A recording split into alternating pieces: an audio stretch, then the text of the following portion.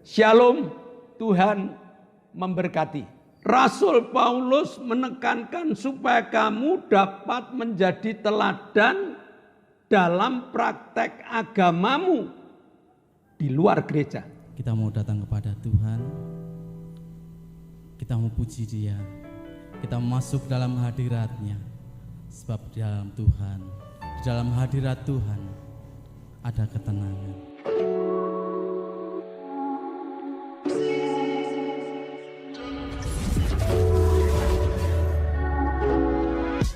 Shalom, Shalom jemaat Tuhan dari GBS Haleluya Palur.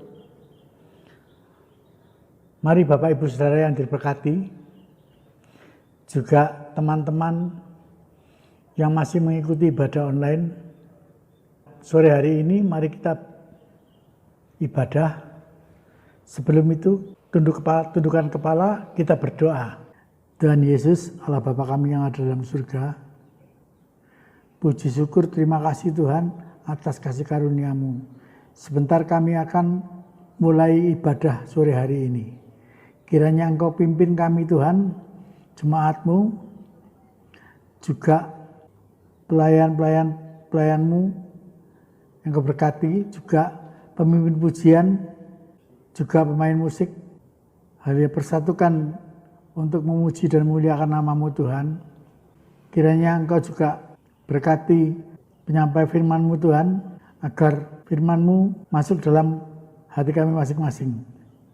Terima kasih Tuhan, kami berdoa dan mengucap syukur, mulai dari awal sampai akhir Engkau berkati.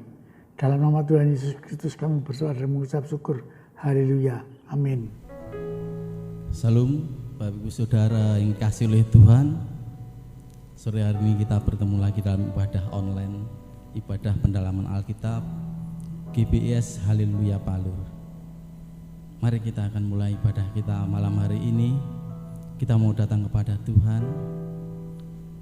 kita mau puji Dia, kita masuk dalam hadirat-Nya, sebab di dalam Tuhan, di dalam hadirat Tuhan ada ketenangan.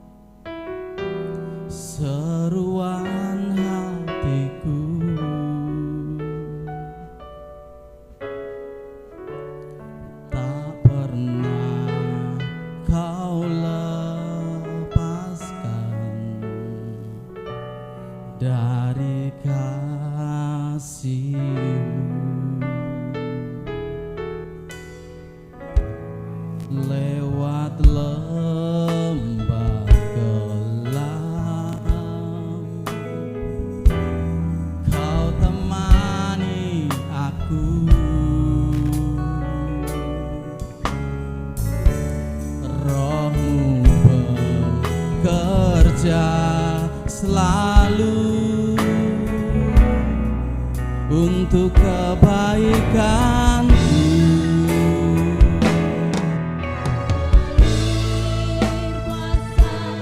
dari tempat maha tinggi, Bapa kekal mulia, Kau hadir di sini, memulihkan hati, menyembuhkan yang terluka.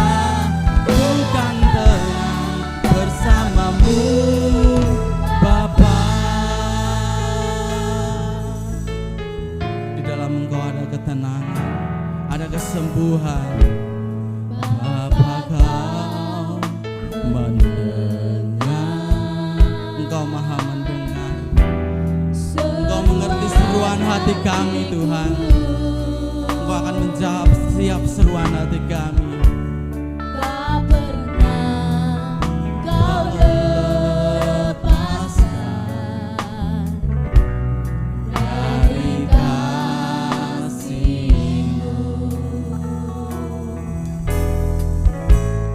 Lewat lembah gelap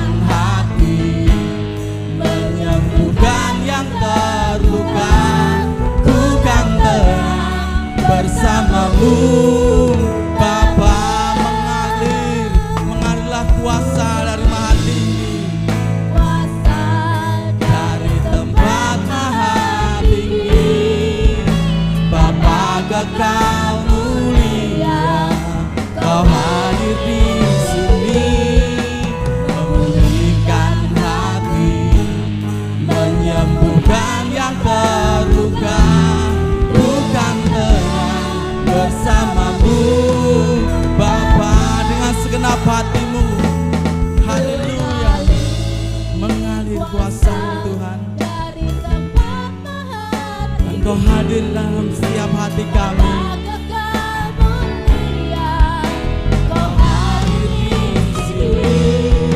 Memulihkan hati, menyembuhkan yang terluka. Bukan tenang bersamamu, Bapa, katakan aku tenang bersamamu. Bukan tenang bersamamu, bukan tenang bersamamu.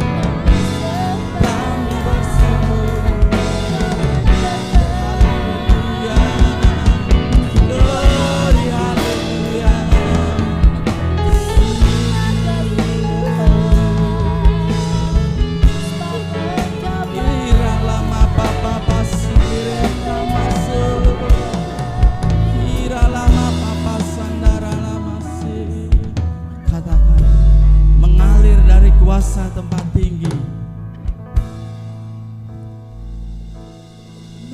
mengalir kuasa dari tempat maha tinggi, Bapa kekal mulia, Kau hadir di sini, memulihkan hati, menyembuhkan yang terluka.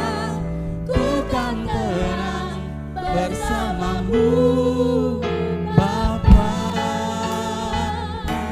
Ku kan tenang bersamamu, Bapa. Ku kan tenang bersamamu,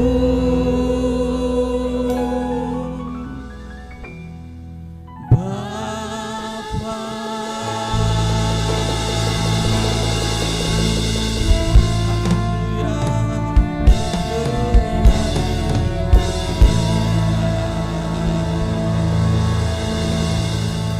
Terima kasih Tuhan buat hadirat-Mu malam hari ini.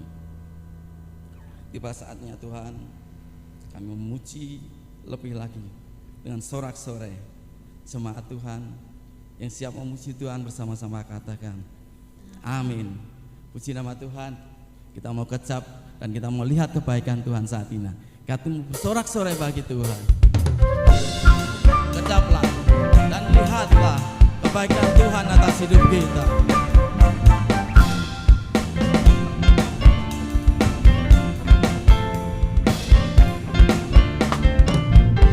Kecaplah, kecaplah dan lihatlah betapa baiknya Tuhan itu.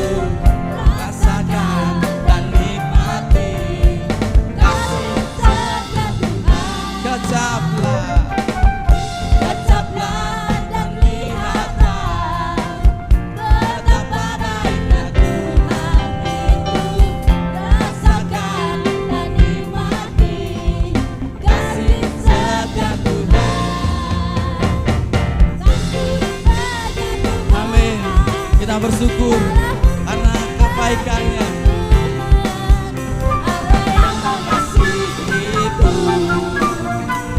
Allah yang memeliharaku, selamanya Engkau baik bagiku Tuhan. Haleluya. Kecaplah, kecaplah dan lihatlah betapa baiknya Tuhan itu. Rasakan dan nikmati kasih setia Tuhan. Kecaplah dan lihatlah betapa baiknya Tuhan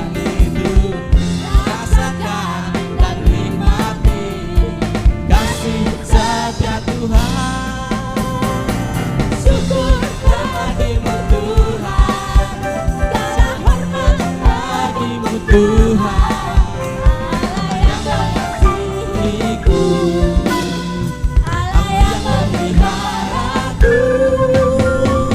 Syukur bagimu Tuhan, segala hormat bagimu Tuhan, Allah yang mengasihiku, Allah yang memeliharaku. Syukur Syukur bagimu Tuhan, segala hormat bagimu Tuhan, Allah yang mengasihiku, Allah yang memeliharaku. Katakan selamanya, selamanya.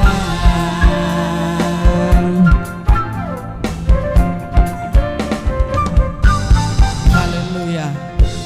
Tuhan Yesus baik, baik untuk selama-lamanya. Puji nama Tuhan. Kita menikmati kasih Tuhan, janji Tuhan lewat firman-Nya. Kita persiapkan hati kita, sebab Allah peduli lewat firman-Nya, lewat janji-janji-Nya. Allah mengerti setiap kebutuhan kita, Allah mengerti setiap masalah kita. Mari kita tanya kepada Tuhan. banyak perkara yang tak dapat ku mengerti. Mengapakah harus terjadi di dalam kehidupan ini? Satu perkara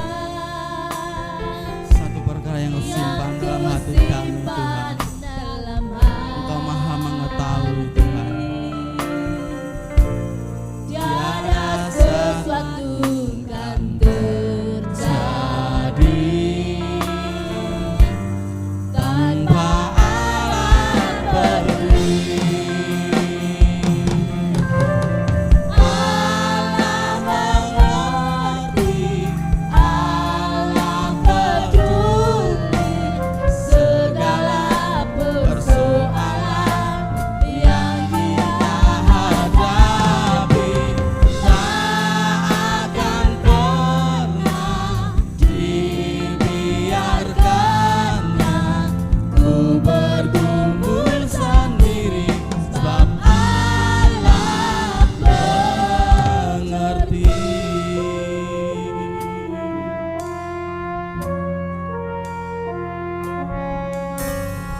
Banyak perkara yang tak dapat ku mengerti. Mengapakah harus terjadi di dalam kehidupan ini? Satu perkara yang ku simpan dalam hati, tiada sesuatu pun kan terjadi tanpa Allah peduli. Allah mengerti, Allah peduli segala persoalan yang kita hadapi. Tak akan pernah dibiarkannya ku bergumul sendiri, sebab Allah mengerti. Katakan, Allah peduli, Allah mengerti setiap persoalan kita. Haleluya Tuhan. Engkau mengasihi peduli segala persoalan yang kita hadapi. Tak akan pernah dibiarkannya ku bergumul sendiri.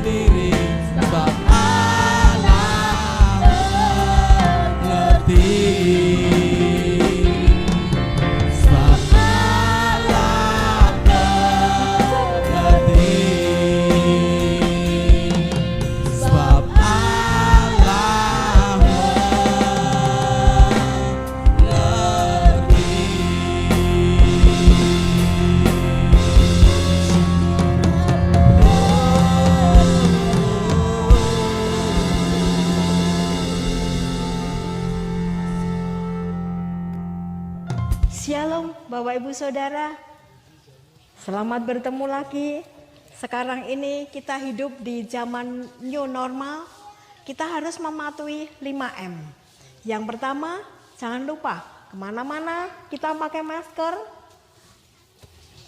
Yang kedua, kita cuci tangan di air yang mengalir dengan sabun. Yang ketiga, kita harus menjaga jarak. Yang keempat, jauhi kerumunan. Yang kelima, kita harus mengurangi mobilitas. Sampai jumpa. Tuhan memberkati. Shalom, selamat sore sahabat-sahabat ibadah online dari GBS Haleluya Palur. Jemaat GBS Palur yang masih mencintai online dan juga sahabat-sahabat baik di dalam negeri maupun di luar negeri yang masih mengikuti ibadah online dari GBS Haleluya Palur.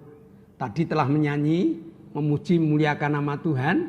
Mari kita satukan hati, kita akan berdoa. Bapa, kami mengucap syukur Engkau telah izinkan kami untuk beribadah walaupun dengan online. Kami percaya Roh Kudus-Mu Kau curahkan, sehingga dengan Roh Kudus yang tercurah ini kami akan belajar tentang firman-Mu.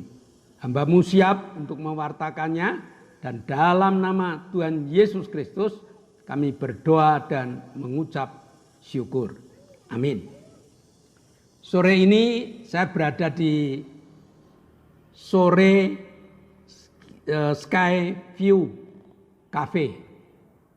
Sore Sky View Cafe yang letaknya di atas Candi Sukuh. Nah, cukup indah tempatnya. Mari dari pemandangan yang indah ini kita akan belajar tentang firman Tuhan. Mempelajari tentang Rasul Paulus. Rasul Paulus adalah salah satu contoh manusia yang dipilih oleh Allah, yang nanggapi pilihan Allah. Bahkan Rasul Paulus yang tadinya memusuhi Yesus menjadi pengikut Yesus yang setia. Dia menyerahkan hidupnya, dia menyerahkan nyawanya untuk kemuliaan nama Tuhan. Satu tokoh yang sangat hebat. Maka tidak aneh kalau Allah melengkapi Rasul Paulus dengan kelengkapan-kelengkapan yang luar biasa. Kelengkapan hidup terutama. Dia mampu hidup di tengah kelimpahan. Sehingga Rasul Paulus mengatakan, aku tahu apa arti kelimpahan. Tetapi aku juga tahu apa arti kekurangan. Tidak hanya kekurangan, Rasul Paulus mampu hidup penuh sukacita. Walaupun diterpa dengan berbagai macam badai dalam hidupnya. Pernah mengalami karam kapal, pernah disesah, pernah dipenjara. Dan di dalam penjara Rasul Paulus justru kirim surat ke jemaat di Filipi supaya bersukacita. Jangan terganggu dengan keadaan Paulus yang di penjara. Tetapi kamu harus bersukacita. Sekali lagi kukatakan bersukacitalah. Karena Tuhan dekat dengan kamu. Satu motivator yang luar biasa. Nah, hari ini kita juga belajar tentang Paulus. Bukan hanya sebagai penginjil yang berhasil. Menginjil di salah satu kota, menginjil di salah satu tempat, lalu di situ mendirikan satu persekutuan. Bahkan kalau sekarang mungkin mendirikan gereja. Itu hal yang biasa. Dengan model pekabaran Injil seperti itu, Rasul Paulus berhasil. Nah sekarang Rasul Paulus belajar atau mengajar kepada kita dengan penginjilan pribadi. Kita akan baca dalam Kisah Para Rasul 16 ayat 1, 2, dan 3. Kisah Para Rasul 16 ayat 1, 2, dan 3. Paulus datang juga ke Derbe dan ke Listra. Di situ ada seorang murid bernama Timotius.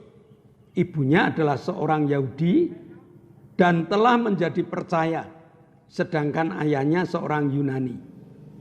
Timotius ini dikenal baik oleh saudara-saudara di Listra dan di Ikonium, dan Paulus mau supaya dia menyertainya dalam perjalanan. Paulus menyuruh menyunatkan dia karena orang-orang Yahudi di daerah itu, sebab setiap orang tahu bahwa bapaknya adalah orang Yunani. Tuhan mempertemukan Rasul Paulus dengan Timotius. Ini kelebihan orang yang mau belajar dekat dengan Tuhan. Jadi Tuhan menetapkan langkah-langkah orang yang percaya ini dirasakan benar oleh Rasul Paulus. Di dalam Yohanes pasal yang ke-15 ayat 16, bukan kamu yang memilih aku, tetapi akulah yang memilih kamu. Dan aku telah menetapkan kamu supaya kamu pergi dan menghasilkan buah. Dan buahmu itu tetap, supaya apa yang kamu minta kepada Bapa dalam namaku diberikannya kepadamu. Jadi apa yang digunakan Allah, Rasul Paulus tanggapi dengan sungguh. Dia tahu persis bahwa Rasul Paulus itu sudah dipilih, bukan Rasul Paulus yang milih Tuhan, tetapi Tuhan yang milih Rasul Paulus. Dan kali ini Tuhan milih seorang pemuda namanya Timotius. Dia berada di Listra, di Ikonium, dan saat itu ketemu dengan Paulus. Timotius anak dari seorang ibu yang memiliki agama Yahudi dengan ketat. Namanya Eunika. Neneknya bernama Lois. Kedua orang ini adalah orang Yahudi yang taat pada ajaran Yahudi. Hanya sayang, ibu Eunika ini menikah dengan orang Yunani. Sehingga ibu Eunika ini boleh dikata sudah kehilangan hak Yahudinya. Jadi kalau dia balik ke Yahudi sudah dianggap sama seperti orang-orang Samaria.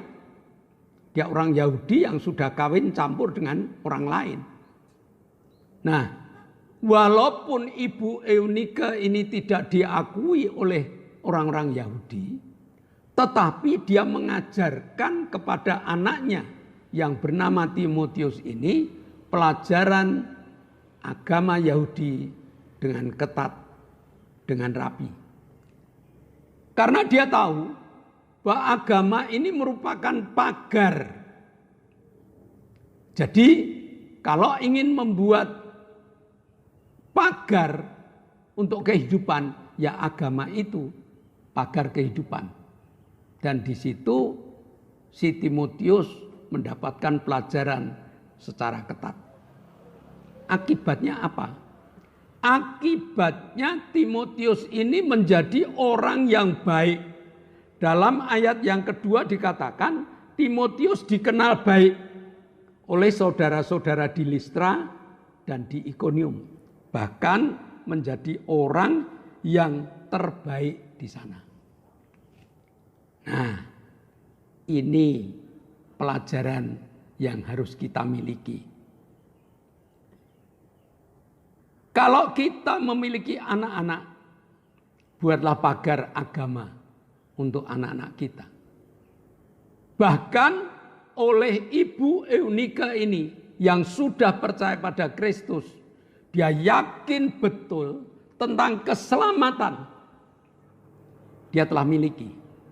Dan keselamatan ini diajarkan kepada Timotius. Sehingga Timotius yang karakternya baik ini, dia juga memiliki keselamatan. Ibu yang dekat dengan anak. Ibu yang bisa memiliki pengaruh kuat kepada anak-anak. Ajarlah anak-anakmu agar mereka memiliki keselamatan yang kekal. Jangan abaikan yang namanya keselamatan, tetapi utamakan yang namanya keselamatan ini. Karena walaupun kita kaya, kalau keselamatan tidak ada di dalam hidup kita, tidak ada artinya. Kita mati tidak membawa kekayaan. Kita mati membawa roh kita ke surga kalau kita selamat, kalau kita di dalam Yesus. Maka waktu yang ibu punyai, ajarlah anak-anak untuk mengajar anak-anak supaya anak-anak mengenal Kristus sejak kecil. Sehingga di kelak kemudian harinya di dalam pertumbuhannya makna keselamatan, makna agama akan mewarnai kehidupannya. Nah, tapi kalau terlambat bagaimana? Kalau terlambat, ya harus kita jadikan pokok doa. Jadi kita harus berdoa kepada Tuhan agar Tuhan mengubah hati anak-anak kita. Agar pengaruh kepada anak-anak kita ini masuk di dalam hati mereka dan mereka diselamatkan oleh Kristus. Dari doa orang yang benar sangat besar khasiatnya. Doa orang yang benar yang mendoakan anak-anaknya, yang mendoakan keluarganya untuk terima Kristus, maka Tuhan akan membuat 1001 macam cara agar mereka kenal Kristus. Kita kembali pada cara penginjilan Rasul Paulus. Selain penginjilan secara umum, Rasul Paulus mencari jiwa lewat door to door. Dari pintu ke pintu. Membentuk persekutuan doa. Dari kelompok persekutuan doa, teman-teman persekutuan doa mendapatkan jiwa dibawa ke persekutuan doa dan akhirnya bertobat dalam persekutuan doa. Atau lewat khotbah di gereja. Jadi teman-teman dapat membawa teman-teman ke gereja agar melalui khotbah mereka diselamatkan. Dan Rasul Paulus juga punya cara lain, yaitu dari pribadi ke pribadi. Rasul Paulus mengambil Timotius, dididik secara khusus, diajak untuk mengikuti Rasul Paulus. Bukan hanya sekedar ikut Rasul Paulus ke sana kemari, tetapi ikut Rasul Paulus dengan segala pola hidupnya. Jadi Rasul Paulus memberi contoh bagaimana cara hidup, bagaimana gaya hidup, dan segalanya. Bahkan Rasul Paulus memberi pendidikan totalitas agar Timotius tidak mengecewakan. 1 Timotius 4 ayat 12. Jangan seorang pun menganggap engkau rendah karena engkau muda. Tetapi jadilah teladan bagi orang-orang percaya dalam perkataanmu, dalam tingkah lakumu, dalam kasihmu, dalam kesetiaanmu, dan dalam kesucianmu. Tidak hanya sekedar mengerti, tetapi jadilah teladan. Menjadi contoh yang benar. Dalam apa? Dalam kepercayaannya. Jadi jangan hanya asal-asalan. Sampai menjadi yang terbaik di antara yang baik. Menjadi teladan. Yang diteladani apa? Kepercayaanmu dan imanmu. Orang harus dapat meneladani kita. Kata Rasul Paulus kan seperti itu. Dalam hal apa? Dalam hal ibadah kita. dalam hal doa kita, dalam hal baca kitab suci kita. Kita harus jadi teladan. Nah, jadi Rasul Paulus mendidik sejauh itu kepada Timotius. Baik dalam ibadahnya, doanya, baca Alkitabnya. Rasul Paulus juga mendidik Timotius supaya kamu jadi teladan dalam tingkah lakumu, dalam pola hidup keseharianmu. Apa yang kita lakukan di kala kita senang, apa yang kita lakukan di kala kita susah, apa yang kita lakukan di kala kita memiliki berkat, dan apa yang kita lakukan di kala kita tidak memiliki berkat. Harus jadi teladan, harus menunjukkan sikap yang baik yang dinilai orang selalu positif. Apa yang harus menjadi teladan dalam praktek agamamu? Orang Kristen sering menjadi Kristen selama dia berada di gereja. Dia berkumpul dengan teman-temannya. Dia menjadi teladan sebagai malaikat-malaikat yang luar biasa. Tetapi Rasul Paulus mendidik Timotius tidak sebatas praktek agama di gereja. Rasul Paulus menekankan supaya kamu dapat menjadi teladan dalam praktek agamamu di luar gereja. Bagaimana modelnya orang Kristen kalau mengatakan kasihan ya dia. Ini hanya omdo itu. Tetapi Rasul Paulus mengatakan supaya dalam praktek agamamu, hukum kasih itu kita praktekkan dalam kehidupan keseharian kita.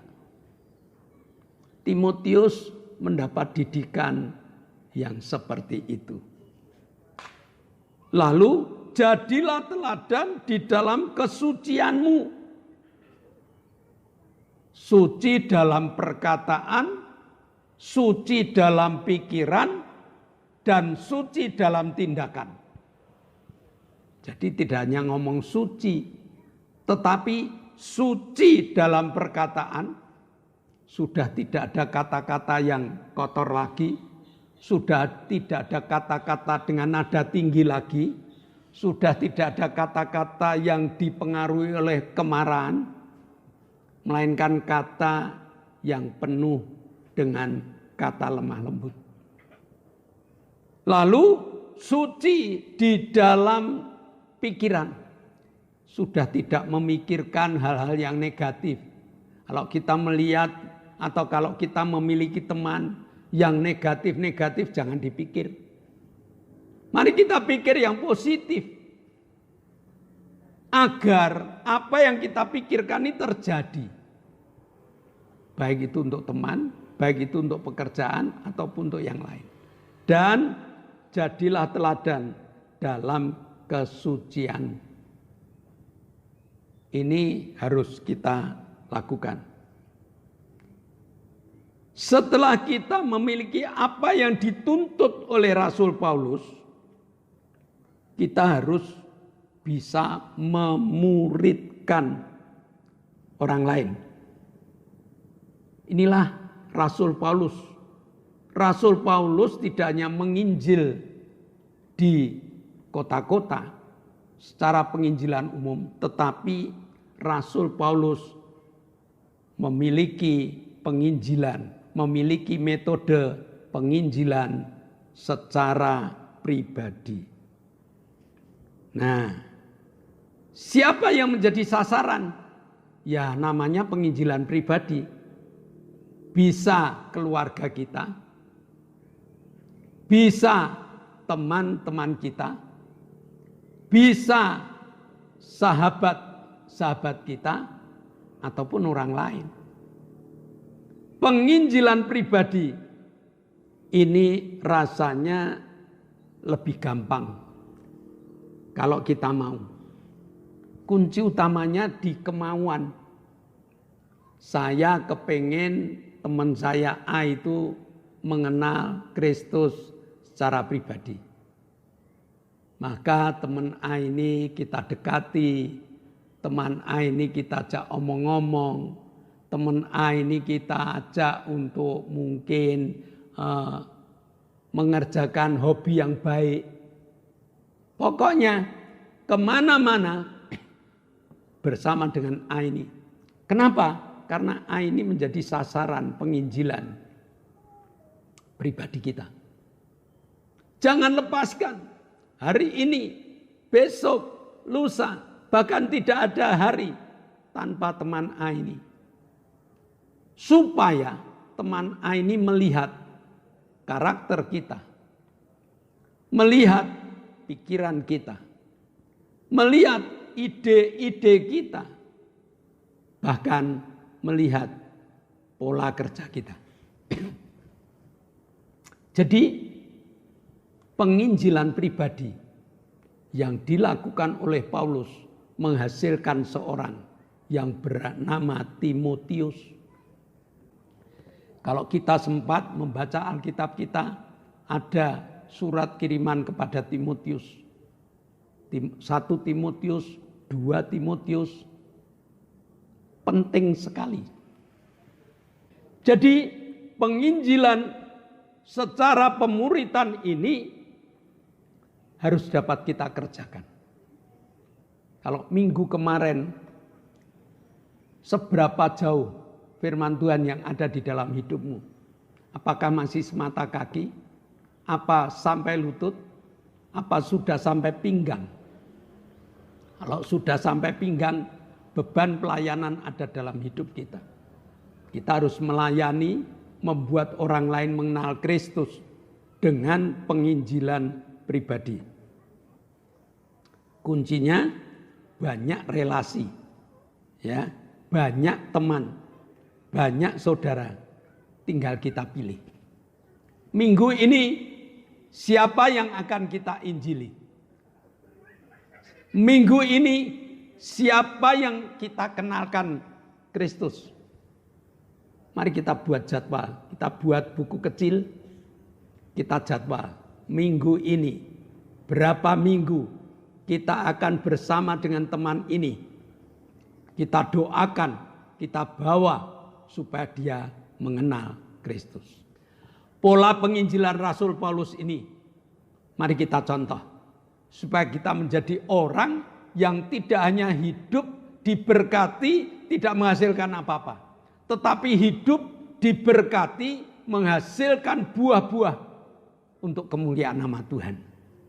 Amin. Mari kita berdoa. Bapa, kami mengucap syukur. Engkau mengajarkan kepada kami pelajaran tentang Rasul Paulus yang tidak hanya berhasil di dalam penginjilan secara umum, melainkan penginjilan pribadi pun berhasil. Maka Tuhan, kami juga dapat menginjil secara pribadi, memenangkan teman kami, memenangkan sahabat kami, memenangkan keluarga kami, agar mereka kenal Kristus. Kirim kuasa-Mu dan beri hati yang rela untuk melayani. Terima kasih Bapa, dalam nama Yesus kami telah berdoa dan ucap syukur. Amin. Nah, saudara, sebelum kita meninggalkan acara ibadah ini, perhatikan pengumuman.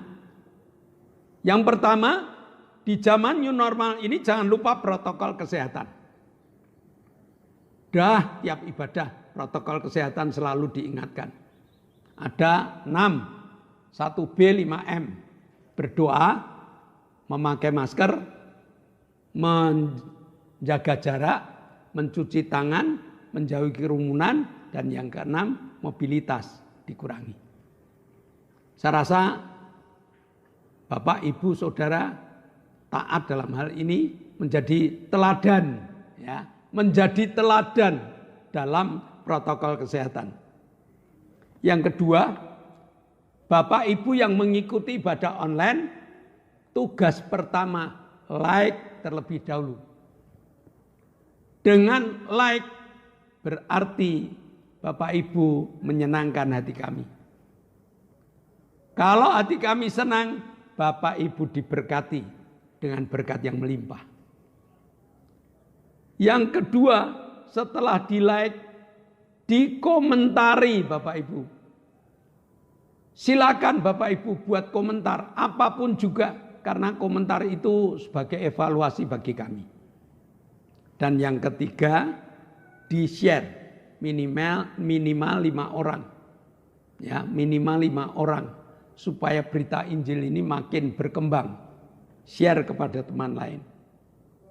Terus sesudah share, lalu Bapak Ibu doakan kami. Kru didoakan agar tetap sehat. Ya, kru ini yang mengerjakan ibadah online sehat karena doa Bapak Ibu. Dan juga doakan supaya alat-alat awet tidak cepat rusak. Mari kita akhiri. Kita akan berdoa untuk teman-teman kami, kita akan naikkan syafaat kami, kita berdoa untuk bangsa dan negara, dan kita berdoa untuk menikmati doa berkat. Puji syukur kami haturkan kehadirat-Mu ya Bapa, Allah kami yang hidup, Allah kami yang mengasihi kami. Kami mengucap syukur Tuhan, Engkau telah izinkan kami untuk mengikuti ibadah pada hari ini Tuhan. Kami telah memuji dan memuliakan nama-Mu, kami telah mendengarkan suara-Mu Tuhan. Kini kami akan berdoa syafaat untuk bangsa dan negara kami Tuhan.